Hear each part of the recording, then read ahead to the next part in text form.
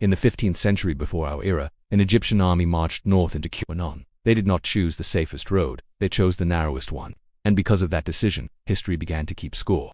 On this channel, we tell history as it actually unfolds, not as legend, not as myth, but as a chain of choices, systems, and pressures that quietly shape the world long before anyone notices the result.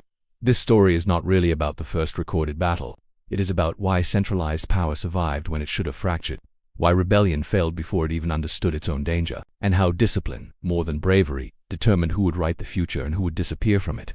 By 1457 BCE, Egypt was not a rising power. It was an empire struggling to hold what it already controlled. For nearly a century, Egyptian authority in the Levant had been enforced through a network of vassal kings. These local rulers governed city-states Megiddo, Kadesh, Gezer, so long as they paid tribute and obeyed royal directives. The system worked when Egypt was strong. It weakened the moment Egypt showed hesitation. That moment came earlier. The Hyksos occupation had shaken Egyptian confidence. Internal reform followed. Pharaohs of the early New Kingdom rebuilt their military, standardized command, and reorganized logistics. But reputation travels slower than reform. In Canaan, word spread that Egypt's grip was loosening. Local rulers began coordinating, not openly, quietly. They exchanged messengers, withheld tribute, watched Egyptian borders for signs of response. Eventually, they chose a center for resistance, Megiddo. Megiddo was not just a city, it was a system node. Situated near the Jezreel Valley, Megiddo controlled trade routes linking Egypt to Mesopotamia. Whoever held it could tax caravans, move armies, and influence the entire region. Rebellion here was not symbolic, it was strategic. When news reached Pharaoh Thutmose III, he faced a familiar imperial problem: respond slowly, and rebellion spreads. Respond too aggressively, and resources bleed. This was not about punishment, it was about signaling control. Thutmose III chose to march. The campaign route presented three options. Two were wide, safe, predictable. Armies had used them for generations. The third passed through the Aruna Pass, a narrow corridor where soldiers would march single file, exposed to ambush. His generals advised caution. The wide routes protected supply lines. The narrow route risked annihilation. Thutmose listened, then rejected them all. He chose the Aruna Pass. This decision was not reckless. It was calculated. The rebels expected Egypt to move carefully, slowly, predictably. They positioned forces near the safer roads. They assumed no rational commander would compress an entire army into a mountain corridor. That assumption was their first mistake. By choosing the impossible route, Thutmose removed the need for battle readiness during transit. Speed replaced safety. Surprise replaced force. The march through the pass took days. No banners, no formation, just discipline. When the Egyptian army emerged, it did not appear where anyone expected. It appeared directly in the valley below Megiddo. The rebel coalition was caught off balance. Their forces were divided. Their defenses faced the wrong direction. Panic did not come immediately, but confusion did. This is where most stories introduce heroics. They should not.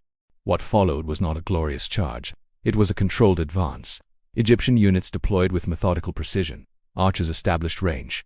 Infantry advanced without pursuit. The rebels broke formation quickly, not because they were weak, but because coordination had failed. And then came the most important moment of the battle. The Egyptian soldiers stopped. Instead of pursuing fleeing enemies into Megiddo, they began looting the abandoned camp, weapons, horses, supplies. It was not greed, it was habit. Armies sustained themselves through capture, but that pause changed everything. The rebel forces escaped behind the city walls. Megiddo closed its gates. What could have been a swift destruction became a siege. This was the moment where impatience could have unraveled the campaign. Egypt had surprised its enemy but now faced a fortified city, stocked with survivors, commanding the valley. A rushed assault could have reversed the outcome entirely. Thutmose did not rush. He ordered. Egyptian engineers built a wooden palisade around Megiddo, cutting off movement. Supply lines were secured. Time became a weapon. The siege lasted months. No dramatic assaults, no reckless sacrifices, just pressure. Eventually, Megiddo surrendered, not because of starvation alone, but because the system behind the rebellion collapsed. Neighboring city-states saw the outcome and recalculated their loyalties. Tribute resumed. Hostages were taken. Local rulers were reinstated under stricter oversight. Thutmose did not destroy the city, he absorbed it. This was the true victory. The campaign reasserted Egyptian dominance across the Levant. More importantly, it demonstrated that Egypt's military reforms worked. Logistics held. Command, discipline held. Decision-making held under pressure. The records carved afterward were not boasts, they were reports. Lists of captured weapons, counts of prisoners, routes taken, time elapsed. This was history not as memory but as data. The Battle of Megiddo matters not because it was first. It matters because it worked. For centuries afterward, Egyptian power expanded through similar logic: rapid movement, calculated risk, system preservation over annihilation. The empire learned that control did not require constant violence, only the credible threat of it. This battle also changed how history itself was recorded. Never before had a military campaign been documented in such detail. The inscriptions at Karnak Temple were not stories meant to inspire. They were lessons meant to endure. They taught future commanders that terrain matters more than numbers, that psychology shapes outcomes before swords ever meet, and that discipline, boring, quiet discipline, wins wars long before victory looks inevitable. Megiddo would see battles again. Empires would rise and fall around it, but the template established here never vanished. Power learned to move quietly. Rebellion learned to calculate differently. History learned to remember. The first recorded battle was not remembered because it was dramatic. It was remembered because it revealed how control truly works. If you want to explore another moment where a single decision reshaped the future, tell us which story to cover next. And if you value calm, serious history told without myth, consider subscribing, because the past rarely announces when it is about to change everything.